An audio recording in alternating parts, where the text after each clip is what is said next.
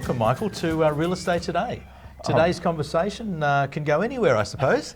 I tell you, when you came in, you said, I want to talk about the best way to buy investment properties. I'm going, what do you mean? You went, well, there's a lot of people want to buy investment properties for their retirement. Yes. And we started talking, and I bet you've had this conversation as well as us. And I'm saying, look, you've got quite a substantial office, but I hear a few people, and you see the adverts, oh, pick me because I'm a one-man band and I can give you more personalised service, or I've only got a couple of people, we're really small. Yes. And I don't know about you, but even I was like going, oh, have I thought about that a while? I'm not too sure. And I thought, well, I'll ask you because you started and you've grown. What's your opinions? Well, it's a really good question. I think mums and dads typically have that question: who should I go with, a boutique or a larger business? Yeah. But over the years, and especially over the last 10 years of the market being pretty challenging, it's quite amazing how many small businesses that were the typical, salesperson or a couple and an admin and a property manager have actually gone broke. You know, we were talking, I'm obviously not going to name them, but I know people, and I think what happens, and I bet we can all relate, they don't like their boss. Yes. I got some bad news, though. The boss is just smart enough to be your boss. Hopefully our staff aren't saying that. Yeah, I know. But you get these people and they go, I don't like the rules, I don't like the methods I've got to follow, and they're all for a reason, mind you. I'll start my own business. Yes. But it is pretty common. Comes with a little bit of danger, because normally, I can speak from experience, the rules and the regulations and the procedures are followed for normally a good reason. But the difficulty is, if it's just, I can imagine it's just me, and I've got friends in real estate apart from yourself, there's quite a lot of work in the background to be a successful real estate person. And how can you be selling and getting people and looking after investments at the same time? That is a very big task. Well, it is. It's actually fraught with danger, and the typical real estate office is normally made up of, you're right, that salesperson that was very, very successful that decided, I want to have my own rules and I don't want to do all this paperwork and I want to move on and do my own thing. And they go and get themselves a little office up the corner somewhere. Yep. And then they get inquiry about property management and they think, well, I suppose I better have that department. Unfortunately for our whole industry, that department's been looked upon by a lot of the smaller businesses as something they've got to have, but something they don't really specialise in. And I think the challenge with that, Michael, is that when they actually have that department, but they're not specialising in it, it's probably the most important department, because as you started out today with the mums and dads that go out and buy a property, they want to make sure their $400,000 or $350,000 asset is looked after by someone that's qualified, skilled, know what they're doing, but also supervised. A team, let's say. And one thing I've found, by knowing yourself, is what I like. If I'm going to invest in property, I want a property manager, and this may sound obvious, I'd like to know that the person who's looking after it is actually a property investor themselves. Yeah, well, it's like one of the things that, do you invest in property? I'd hate them to say, oh no, I can't afford to at the moment because I'm just starting up my business.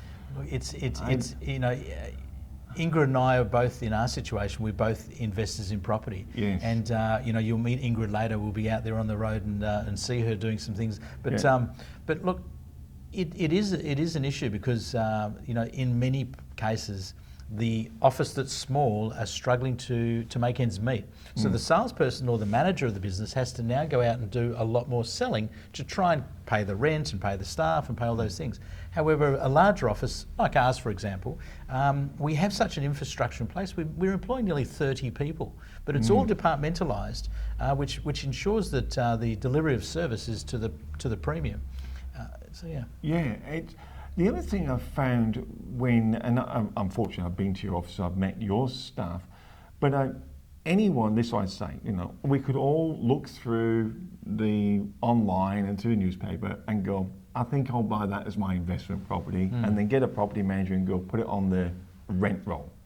And really for them it's just a cash turnover. But I've noticed when I've spoken to people in your office, I even talked about buying investment properties with your guys, but there's a level of care of going, you mentioned buying investment properties, and they don't start talking property, they start talking, why are you doing it? Do you know the risks? can you afford it? They want to know about me.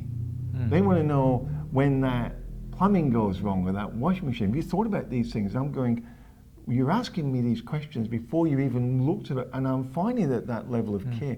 Is it because there's more staff and they've got more time?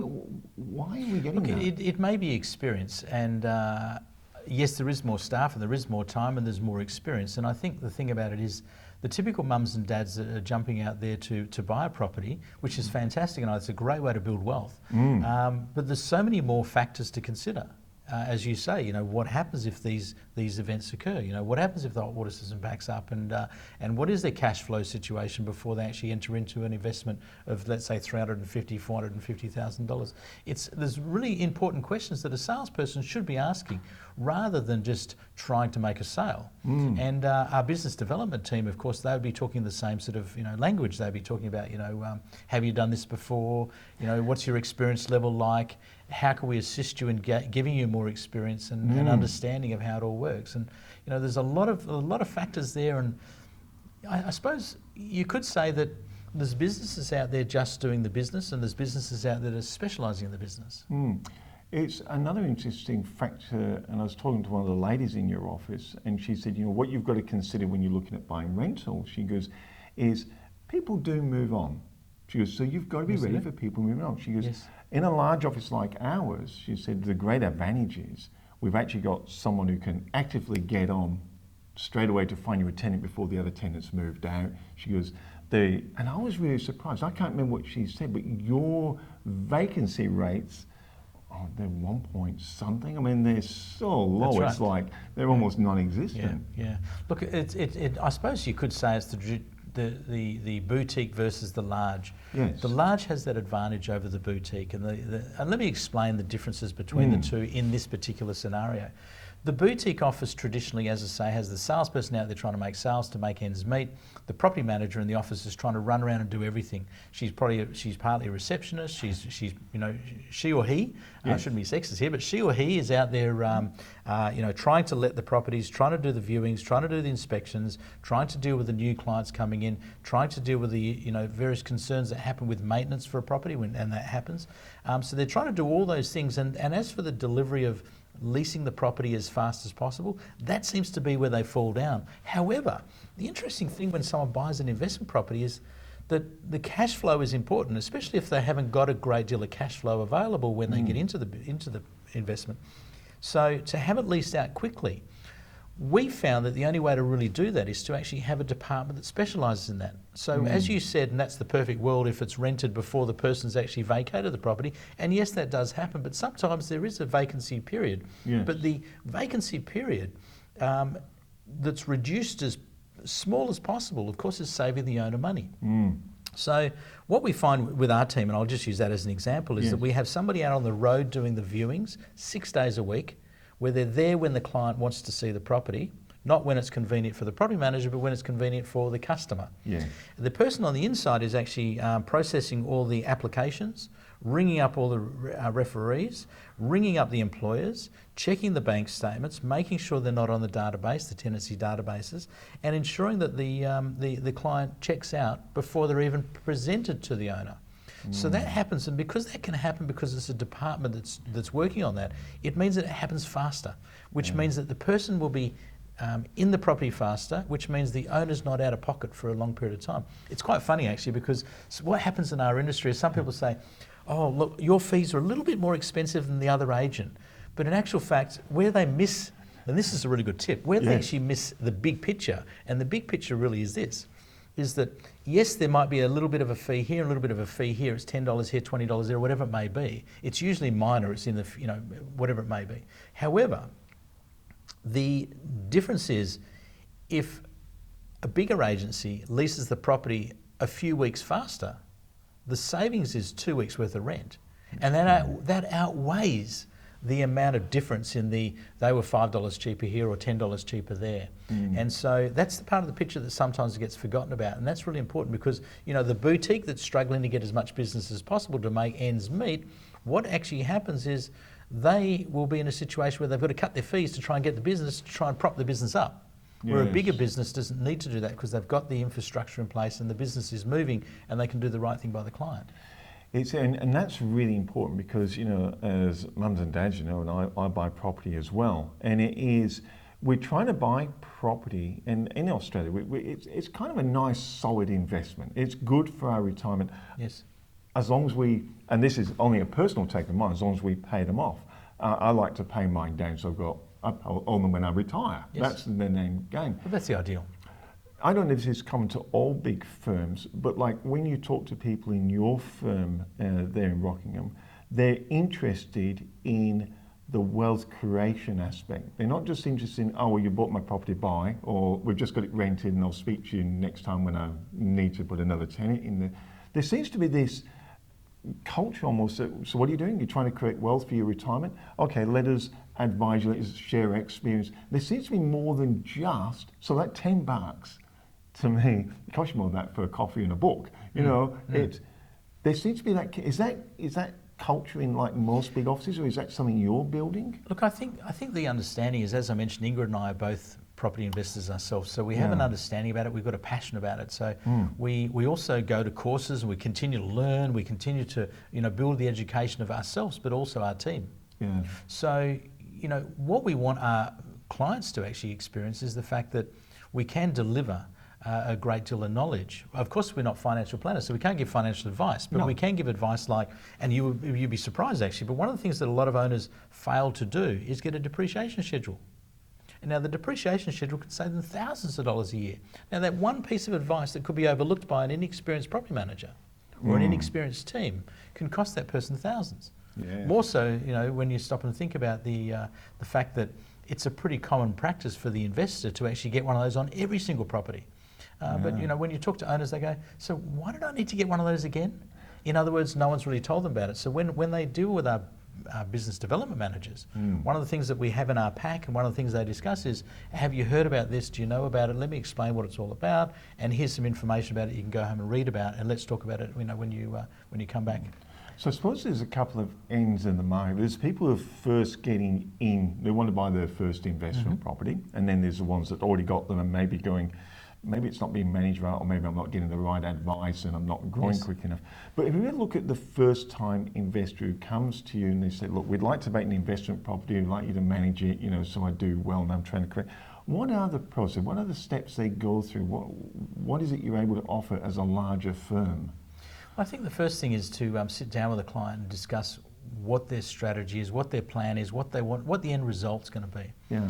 And so if they wanted to grow wealth, then the salesperson would normally sit down and discuss with them the different suburbs, the different locations, the pluses and minuses. And believe it or not, you can actually have a property that's on one side of the road and it might be cheaper and maybe look more attractive, but when it comes to the resale, it may not be as favourable in 10, 15, 20, 30, 40 years to come. So by moving to the other side of the road, would be more beneficial. So the salesperson and the property management team would talk about those types of things and give them some examples of, you know, property A versus property B. Don't mean to interrupt, but I was at a seminar the other day and the guy said exactly the same thing. He said some people just buy in the ritzy glitzy suburb because the ego's there. Oh, okay. Oh, look, I bought a property and it's in, and I won't name the suburbs. And he said, but that's not the best return. When property falls, as it does sometimes, the losses are massive in these areas. He said, you need a more stable, so if you're an investor, you need to go in a stable suburb that's got good returns, but got a nice, steady growth behind it. Interesting you said suburbs then. Well, the interesting thing about that is that, you know, the ideal scenario with any property is liquidity, or with any investment. So if you had to sell it, you want to know that there's a demand for it. Yes. And so liquidity is normally in areas that have a higher turnover. It's like a triangle, I suppose you could say. There's more people at the bottom of the triangle that have $300,000 to $450,000 than there is at the top of the triangle that have $1 or $2 or $3 million. So that's just the way society is. And I suppose, and I'm going to talk because you're in Rockingham, and one thing that I think attracts people, it's very affordable, the rents are good, there's a good turnover, like there's plenty of buyers. It's a strong demand. It's a strong demand. And it's got some beautiful features like gorgeous beaches and oceans. So that's what makes it popular. So I suppose you're getting quite a few benefits in a suburb like that. Absolutely, yeah, and that's right. You know, obviously when you're buying, there's the infrastructure, there's the schools, there's the shopping, there's the access to the freeways, and the advantage of course, the beach is always going to be a positive. Yeah. But as I say, you know, depending on what side of the road you're on, if it's a busy road and there's and you're on the wrong side, it can actually be detrimental to the long-term, growth of your property. Is that the advantage when you're bigger like that? You get that intelligence, basically, that data that you can pick that quite quickly for people? Well, look, I think it's something that you mentioned about the young, inexperienced investor, the young person trying to grow. You know, they're just things that they may not be considering. Don't get me wrong. On the other side of the road, the properties still rent and they still sell. Yeah. But is the growth going to be as high? Maybe not. Is the growth going to be better with attractions a lot closer to it? Definitely, we know that. Yeah. So there's those types of things, but the difference might be that their budget might suit one side of the road, but their actual wish might be the other side of the road. So, you know, the good thing about a lower priced area is that you actually do have, you know, that opportunity available to let them get their foot in the door, let's say. Yes. And they could use that as a stepping stone as they move on through their life and build a portfolio or move forward with their growth of, you know, building wealth. This is what you mean when they first come to see you. It's not just buy them anything, it's that you like to do this almost like a discovery with them. Absolutely. On yes. what they're about. For sure. And that's the first stage. And then with a bigger office, of course, when you've got business development, that's the department or the people that will sign up new business. So they'll actually then sit down and say, is this your first property? And the young couple say, well, yeah, it is. And then they have a different mindset of what to discuss with them, opposed to the person that says, oh no, this is number 5. Yes. You know, so they'll discuss a lot more depth and a lot more details about things that can happen with the rental property. For example, vacancy rates, hot water systems packing up on a Sunday afternoon. That you might not think of. You know, storms and blows, you know, part of the roof off or whatever it might be. So there's all those sort of things that the young ones might not have thought about, but the older ones have experienced that before. Now, I suppose, and I suppose areas have both, but a question will always arise, and I know we're going to slightly off track, but someone's going to say, what's better, an apartment or a house? Oh, look, oh goodness me, you're going, did you have to bring that? Well, we've got both in our area, and look, I think that both are quite suitable to different types of clients. Yes. You know, there might be the type of client that doesn't want the gardens, and maybe has had a property in the past that had issues with gardens and said, never again I will have gardens. So an apartment's perfect in that respect. A lock up and leave, and it's ideal for maybe a certain fly in fly out type of a tenant that just wants to have something where there's somewhere to sleep, somewhere to cook, somewhere to entertain without having to worry about doing the gardening. So an investor might say, well, you know, that suits me because I don't have to have those other concerns with the property and other presentation issues with the property, come vacancies or whatever, you know. So, you know, it's horses for courses, as they say. Yeah. But there's advantages and disadvantages of both. But it really comes back to the individual, and I suppose ideally to actually find the suitable tenant for the suitable property, which is really important. That's a key, isn't it? Why would you put a fly in, fly out person into a property with a large piece of land, lots of gardens, lots of trees, lots of bushes, lots of flowers, you know, whatever it may be. But, you know, ideally they might be more suited to somewhere that's easy care, you know, lock up and leave, you know, there to sleep rather than, you know, a lot of maintenance on weekends and time off. So so a new person comes in, you have this. What question, when they go, maybe they're not in your area, but they can be in your area as well. What questions would you say, look, bring these along and so you get some good knowledge. What questions do you think they should now be asking to make sure they're going to get looked after properly? So this is a young investor. First-time investor, and they haven't invested before. And they've got the choice. They've got the small boutique, or they're coming to a larger office like yourselves. What questions should they be asking to make sure that, because at the end of the day, it's about them and their wealth creation, or whatever it is they're doing. What questions should they be asking? Okay, I think there's two parts to that. And obviously there's the first part of where should I buy, what should I be looking for, you know, how much should I invest, what's reasonable, what sort of things are going to happen in an investment. That's one part of the picture. The other part of the picture is who will be managing my property? How long has your business been in business for? You know, are you likely to be in business for the length of time I own this property? Or, you know, and as I say, in the last 10 years, it's been very challenging in the real estate industry, and there's been hundreds of offices that just haven't survived. No. It's the bigger offices, believe it or not, are more positioned to survive the good times and the bad times. Yes. But the other questions that need to be considered is, can you give me advice along the way? Will you be, looking at returning the best return on my investment? Do you have a department manager overseeing your property managers? Are the business owners in the business? And I think that's a really important one. Believe it or not, in our business of real estate, we're quite fortunate. Ingrid and I both are there. Yes. Using ours as an example. Yeah. But we're both there. We're there to be with our team, supervise, train, guide, help, but assist with anything that comes up. Whereas the smaller office, sometimes what you'll find is that someone comes in to get some advice or some assistance, and the property manager's out because she's the only one, and the boss is out because he's doing the sales or he's on the golf course or whatever might be the scenario, and that person really starts saying, well, am I getting the service that I'm paying for? So in a larger office, there's the business development management team, there's the leasing team, there's the department manager, there's the business owners, and those are really important parts of that picture.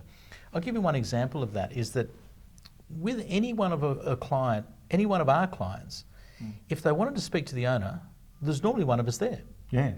And so if they wanted to say, look, I need some more knowledge around this legislation that's occurred that's going to impact on my property, or I need to have more of an understanding of what I should do because the interest rates have gone up, and I'm finding it really hard to pay the mortgage. Can I get some advice from someone? There is someone there to give them that advice, and that person's trained and understands the investment side of things, because our business development managers have investment properties, us as owners have investment properties, and so we've got that depth of knowledge. You're kind of going through what everyone's going through, and so you've got that real understanding. Look, in actual fact, we're just a typical mums and dad type business, and what I find is that owners might say, why did the hot water system pack up on a Sunday? But the likelihood of Ingrid and I both having the same situation occur is very probable. We've had it before. Yeah, I was going to say, that's and when we you can say empathise it. with them. We say, it happened to us as well, Yeah, it's a big thing. It is. So look, there's a lot of questions to ask, and as I say, I think those are some key questions. But the other is the culture. See, it's all good and well having a property manager do the job, but if the culture in the business that she wakes up every day, or he wakes up every day to go to, is not a nice culture, they're not going to have a good attitude towards their working place. So it's really important the business has a good culture, and the business culture is through the whole team. So that would be a question that a lot of people wouldn't think to ask, but it's very important to ask, is what's the culture like here? And they might even start with the receptionist and say, hey, look, I'm thinking about giving you my rental property. Can you tell me a little bit about your business? Can you tell me about your culture? Can you tell me a little bit about the experience behind the door? It may even be wise that they sit down and talk to the property manager, say, who am I going to have? And talk to the business development manager, and even talk to the leasing person. It is one thing I do like about your culture. You say culture, but how you guys all get together out of work, and you have those get-togethers. They're quite relaxed, but to get that bonding, and it's like, I know it's informal, but it's when they're back in the office. And I've been to your office. It's large, but it is very family orientated. You said before, family business. Yeah. But I walk in your office. They're smiling, they're laughing, they're enjoying being. It's like, oh no, we're just one big family here. Yeah. And what I do love about your office in particular, I'm sure other large offices do the same, is how you're involved in community. I really love how some of the things you do in the community, you're not just there selling properties, but you've actually got a community aspect to your business. That if I was investing, I'd like to go, I'm investing with you, I'm investing in this area. And guys, you're investing in the area as well, in helping community projects. I know one you do with one of the cafes, feeding people, and you've got a fair bit going on down there. We do. We're involved in a number of charities. We can't be involved in all of them, but we are involved in a number of them. But it's part of us giving back to the community. The Women's Refuge is a big one that receives quite a big donation from us every year in the way of goods or food or Christmas, gifts for the kids. That's just one alone. The Soul Soup Patrol's been a popular one, and this November a big group of us from our office are going to the children's Christmas party for the disabled and underprivileged children to give away toys. So we've sponsored that, we've donated that, and look, I think the thing about it is a bigger office can do those sort of things. When you've got a small office and you say, hey, who wants to come along and help out with this charity on the weekend? If there's 4 or 5 staff, there's a good chance they're going to say, no, not me. But when there's a big team, what actually happens is there's normally a handful that have the available time that say, well, yeah, I wouldn't mind doing that, or I can do that, or I'm available to do that. And so, you know, with a larger group of people, you can obviously have a larger impact. But you know, we are a family-orientated business. You know, there's that myth that, you know, big businesses are a bit like the Coles and Woolworths of the world. Yes. And but you know, in actual fact, every single customer is valuable, and every single customer is important to us. And it's just part of the way that you know, a business should be run. But the small boutiques, I suppose, when they can't deliver all those services, have to say something about the bigger agents. You know, it's just, and I know you're giving back in the community may not directly, someone will say, well, how does that work for my investment property? I think it works heaps. I think that tells you about the person you're working with who's helping you. If they care enough to help the community that they're involved in, they've got a better chance of caring about me and making sure I'm doing okay too. And I think that's just really important. I find a lot of companies, not just real estate now, are going, we have a kind of almost a social responsibility, but there's a culture that they tend to attract people that want to have a social responsibility as well. And I think that's something that strikes me with your office in particular, that family atmosphere, giving back. And I look at it, I go, if you're giving back into that community and supporting that community, there's a better chance that my rental property is going to be looked after and actually do quite well in the community that you're also supporting. I think there's a few questions around that should be asked as well these days. Look, it is a good question, and the business coach that we have as a business, and once again as a big business, you can actually have a business coach because it's affordable. But our business coach, when we first started with, you know, business coaching about 4 years ago, one of the things that was very much of focus was what's the culture like, and you know, create a culture that the team create. So the team create the culture of what they want to have, and wake up to and go to work every day. So it's their culture. It's a culture that's conducive to everybody winning and everyone having, you know, great enjoyment, and everyone wanting to be there at work, and everyone wanting to service, you know, and deliver to the customer. It's something that really is a subtle thing that sometimes can be overlooked. And the culture even comes back to just the attitude towards our clients, whether they be sales orientated or, you know, property management investors. It really is that culture that our business coach helped us develop. But that was just one aspect of the business coaching. I mean, obviously the business coaching is ongoing training and ongoing development of our whole team, which is really vital, because I think when people put their $400,000 investment into the hands of a business, they want to know that the people behind it aren't just there doing a job and waking up and saying, oh, I suppose I've got to go to work today. They want to know that they're going to work motivated, going to work to a place that's a good culture, going to work to a place that they feel comfortable in, and an environment that's positive and happy and conducive to, you know, succeeding. And also, you know, ongoing training and knowledge. You know, there's a monthly meeting with our business coach, for example, which is everyone's involved in the way of learning and educating and training and developing our skills to be the best we possibly can. Now, it's that in itself, if I'm putting my property in the hands of another agent, they're the sort of things that I want to know. Yeah, it's interesting, and I can attest to the culture, because I was with Ingrid and she said, oh, we need to get a bit of film done on this property. It's one that you had for sale on the waterfront. And she said, I'll just ring, and I can't remember the lady's name. She says, I know she's busy, I'll just ring and see if she can open it. There was no question. What are we doing? Oh, I'm getting a bit of film to try and help this on. I'll be right there. It was, I'll just shuffle a couple of things. I'll be right there. She's there, she opened. Now you can imagine they're busy, but the culture you've got, and I'm just attesting to this lady, she came, she opened it, says, take your time, it's okay, I've rearranged things, let us do the film and got all that done. She says, fantastic. You know what she said? No, do you need me to open another one? She goes, I've actually got another one. She said, I think it'd be really nice for you. In a busy day. Yeah. And I'm just going, and she's going, if it helps my clients, I'm in for it. And I'm like, as someone doing the videography, I'm going, wow, I'm impressed. I'm really impressed. That is definitely a culture thing. When you stop and think that, you know, people sometimes feel that real estate agents are just pushy salespeople. But in actual fact, you know, that might be a small portion of the marketplace. In actual fact, the majority are fantastic, and you know, they're really keen to help and serve, and you know, help people find that dream home and find that house that's, you know, going to give them a place to, have the security, build the memories, and the place that they can actually lock up when they walk home after or get home after work, lock the door and have their own privacy, and a place that they can call their own home. I remember I said to her, because being in business, you know what it's like, and I said, how come you can take this time out to help me? And I really, really appreciate you doing it on such short notice. She goes, well, we've got the staff. I just rang a couple of our other staff who said they'd help me. I'm like going, that's amazing. That's fantastic. Yeah.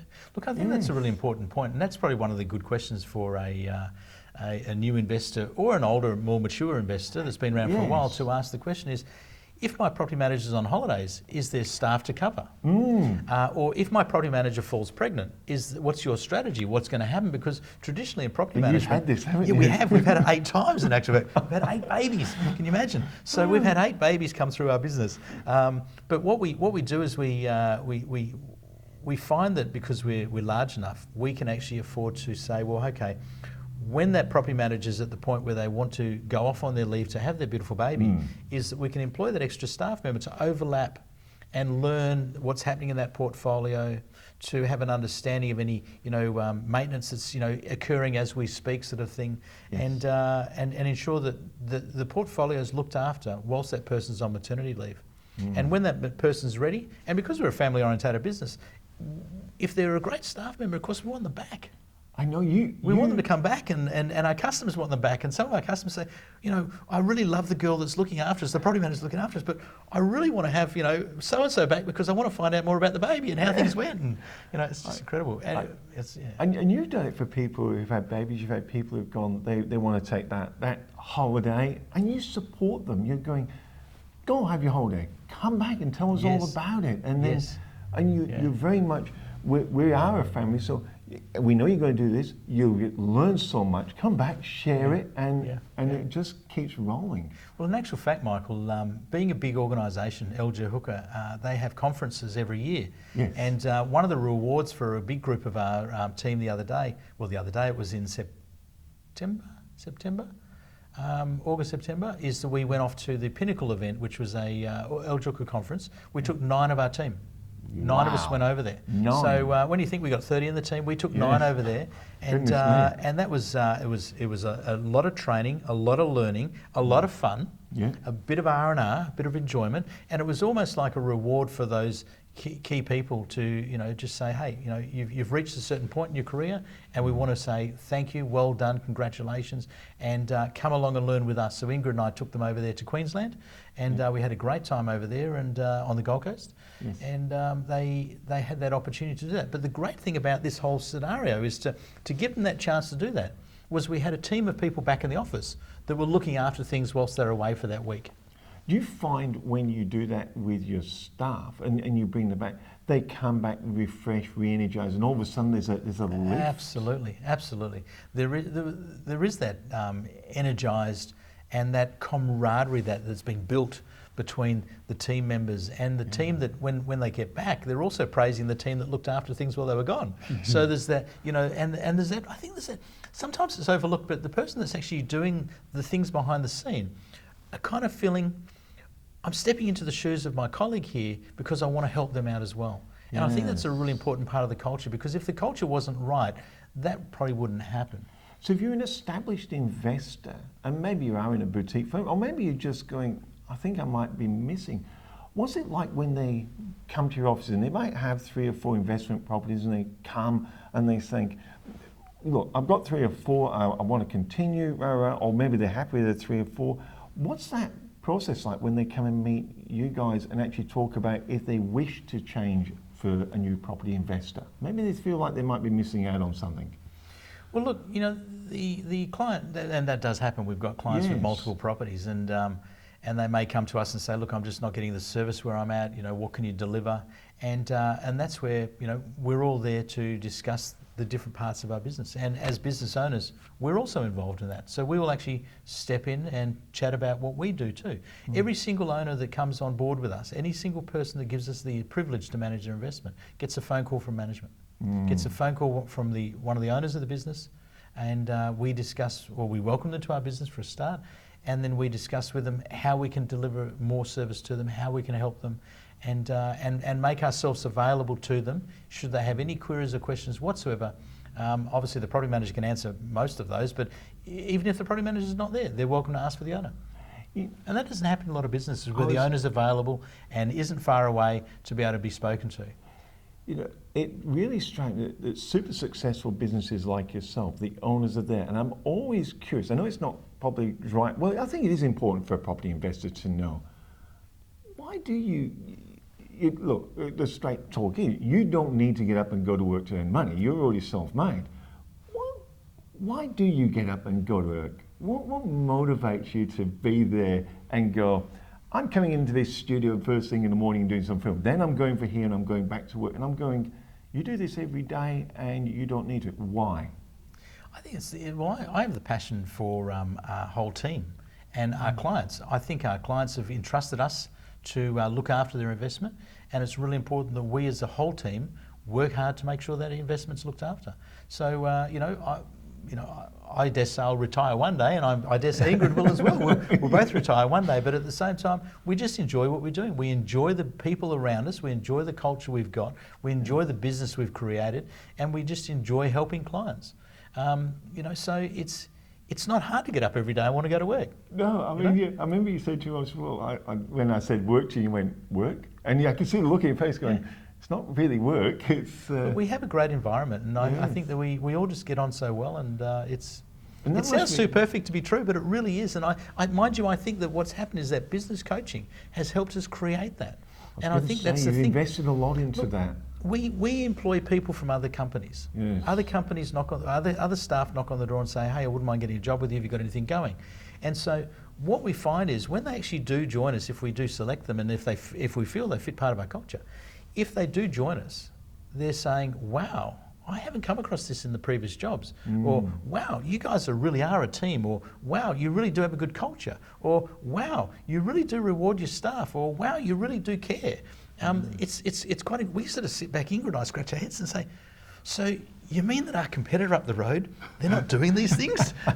And they say, no, they're not. And we feel really privileged, I suppose, when we think, wow, well, we have created something really great. And, I know it sounds like we're bragging when we talk to our clients about it, but, it really is the truth. I can brag for you because I've been to the office and I come in with a camera. So obviously I'm looking through a camera lens and I can tell you that it is exactly as you described. I think we did some filming and one of the girls was down the beach and there was one of your guys plays golf and they all knew their individual stories, they all supported each other. That was the biggest thing. The investor looking, just before we flick to Ingrid or go across to Ingrid where she is, you've got multiple properties, you've been doing this for a long time, you're not only just in the industry, but you've invested in this industry, in having your own property portfolio with you and your family. Your top 3 tips for someone who's buying an investment property, what would they be? Top 3 tips? 3's not enough, really. I know. you need to sit with him for an hour. Yeah. You'll come out of there going, Okay. Yeah. I think take the time to do the research. Right. Find a company or find a salesperson that you're comfortable with and work with them until you find the property. And when I say work with them, the problem is that what can happen in our industry is that there's so many properties out there and there's so many different agents out there and there's properties all over the metropolitan area, is that if you go from one to the next, to the next, to the next, to the next, and look through all these different agents, what we find is that they're really not getting to see, they're getting to see the properties, but they're really not getting to understand about the area because and the areas and how they interconnect together and how the whole suburb can impact on the investment. So I think do your research, work with one agency that can show you all the different properties in the area, and also ensure that you check out the property management department in detail and ask some of the questions that we've discussed over this interview, because I think that's it's really important to see. From the outside, a business can look great and grand, and it might have boutique, and it might be just 1 or 2 people, and wow, what sort of personalised service. The areas that fall down, unfortunately, are those areas, things like long vacancy rates, which obviously creates cash flow issues and mortgage repayment issues, lack of knowledge and experience, staff that really don't want to be there, or whatever it might be. So I think really to interview the person, the department, the people that are going to look after this investment. I mean, let's face it, if you were going to go out and invest $350,000 into something, it's a lot of money, isn't it? It's a lot of money, and it's going to take a long time to pay that off. And so you want to make sure that you're crossing your T's and dotting your I's, and I think it's a matter of just going through those steps, and making sure you ask the right questions. So really, what I'm hearing, and look, this has been my advice over the years as well. Property is property. There's plenty around, but property managers and people who can help you, the ones that are really good are quite rare. So what you're saying is choose your property manager first, and then let them help you get the property. Yes, that would be it. But the interesting thing about the property managers is that traditionally property managers are in their 20s to 40s. Traditionally they last for about 2 or 3 years. Really? Maximum, Wow. yeah. And I think that's because they're sort of pulled one way, pulled the other. The tenants are pulling them one way, the owners are pulling the other way. And I think they get frustrated with it and say, why do I get up every day and do this? Yeah. We're quite privileged that we've actually got people that have been in the business quite some time. I was going to say yours have I been think there for 8 quite a- years Yeah. is 8 going on 9, and 5 going on 6, and 4 going on 5, and so on. So there's a number of people that have actually been there a long time, and I think that makes a real benefit to the young investor coming in, or the mature investor, but the young investor coming in wanting to know they're going to have some kind of continuity. Yes, people will leave because they leave and have babies. We've had 8 of them, as I mentioned. Yes. That's the way it goes. So Most of them come back to you though. but most of them do come back. Absolutely, we're waiting for some to come back now. Yeah. They're still on maternity leave. So it really is an important part of the big picture is to pick that property management department, pick it right, because they're going to be the ones looking after and working with you as you build your wealth through property. I think that's great advice. Yeah, I think that is the first step that anybody should really take. And I think the advantage of your particular firm is they can actually talk to you as well. And you and Ingrid, I mean, you've got multiple properties. I'm not going to say how many, but you've got multiple properties. And I think you can't read that. You can't get that experience out of a book. It doesn't matter how many books you have, you can't get someone who owns multiple property experience. You can't get that in a book. You have to talk to someone who's actually been there and done it. I think that's a huge advantage of your place. I think it's really important that we have been there and done it, because we can speak from our own experience. We can empathise with our clients if things do happen. It's part and parcel of having any investment, I suppose. It's going to be the ups and downs. Yeah, and I mean, then someone said, we should switch to Costa Ingrid. We should do. That'd be really, Ingrid's really out good. there in the field. She's out there at some properties at the moment. So we should go live to say hi to Ingrid and see what she can show us this week on Real Estate Today. Hi everybody, we're here today cutting back from Paul, who's in the studio, been in the studio today, and he was talking about how to select a really good real estate agent. I brought you to a different property today. It's a little bit outside the box for a lot of people, and particularly, or could be a little bit daunting for some people as they walk in the door. There is some renovation work to do, but a good agent will actually help you to find the little hidden gems that are in the real estate market that you may not necessarily be looking at, or with the same set of eyes that an investor with a lot of experience has actually had in the marketplace. So this property here is actually, it's a renovation property, but it has the block's been subdivided off of it already, and is on for a really good price at $420,000 for the block and the house. So if you can see the potential in it by just spending a little bit of money in the space, you can actually get a really nice home with a property next door that you can actually afford to build another home on, potentially put your elderly parents into, or your young kids that are looking at, living close to mum and dad. All right, so now we're going to take you through the home and just try and show you some little tips and tricks that you may not know about when it comes to renovating property, or when it comes to just simple things that you can do that are not going to cost you a lot of money. So let's have a look at the wallpaper. The wallpaper in this home is obviously, it's quite ratty and a little bit, it's actually quite horrible, to be honest with you. But I've got a little tip and a trick from a painter friend of mine who has actually previously shown me what you can do. So what you can do is you can get a bucket, spray bottles. And all you do is you put in about 1 litre of vinegar, you put in some dishwashing detergent, and you spray it on the walls, and the wallpaper generally releases within about half an hour. You just scrape it off, nice and easy. All right, so this is what puts people off, but this is where the money is. There's small things you can do that you need to be frightened of. They're quite simple to do, and you can actually just put on a lick of paint, and before you know it, you've got a beautiful home. Okay, so let's also have a look at the flooring. In this property, it has got varied colours of flooring. It's got carpet. It has 2 different types of timber throughout the home. It's got some tiles. The flooring in the bathrooms is actually in pretty good nick. Now, bathrooms are usually a very big expense in a home, so if they're okay, generally the home itself should only cost you around the $5,000 to $7,000 mark for really reasonable quality flooring that you can put through the home at the point in time that you buy it. And what I've found is that many times when people buy a house, they replace the flooring anyway. So don't let this stop you from buying a home that has poor quality flooring or flooring you don't like. And remember, I've said to you that bathrooms can be very expensive to repair. Well, a good agent will actually indicate these things to you at the time of sale. So things that sellers can do is they can paint over areas that are water damaged. So you need to have an awareness around that to check the walls at the time you are purchasing. So bathroom walls or walls abutting onto bathrooms can tend to cause some problems for buyers, that they've got little hidden things that the seller may have painted or, you know, just patched up generally, but it looks brand new. So just have an awareness to check for any leaks in bathrooms. An agent that you know and trust will find those things, or a good quality agent will have a look at those things for you as well. This particular bathroom in this home does have a water leak. It's quite clear. So what you can do is we can have, there are companies that do repairs to shower recesses, so they can be resealed or actually have a membrane put in behind it, and that will stop that water leaking through. Or if there's a couple of cracked tiles in the base or the floor of the shower recess itself, you'll be able to see those quite clearly. They are repairable. For a full membrane, it's usually anywhere between $1,000 and $1,500 to be done on a property. You wait 3 months for your wall to dry out, and then bingo, you can replaster it. Also with this home, something that you might be mindful of, or when you're buying a property, an agent will actually advise you around reticulation. You know, look, if you have a look at this particular property as we go through it, you'll see that the lawns are quite dry, so that usually means there's a reticulation problem in the home of some sort. So your bore would be covered under electrical clauses within the contract itself, so that will form part of the seller's obligation to you. However, your bits and pieces for your retic may not necessarily be repaired by the seller at the time of purchase. So you can replace it through bits and pieces through Bunnings or an outlet that sells hardware or reticulation goods. I don't imagine that will be an expensive spend, but beware of dogs. If big dogs have been in backyards, they do tend to like the solenoids, so that can be an expense that gets quite costly.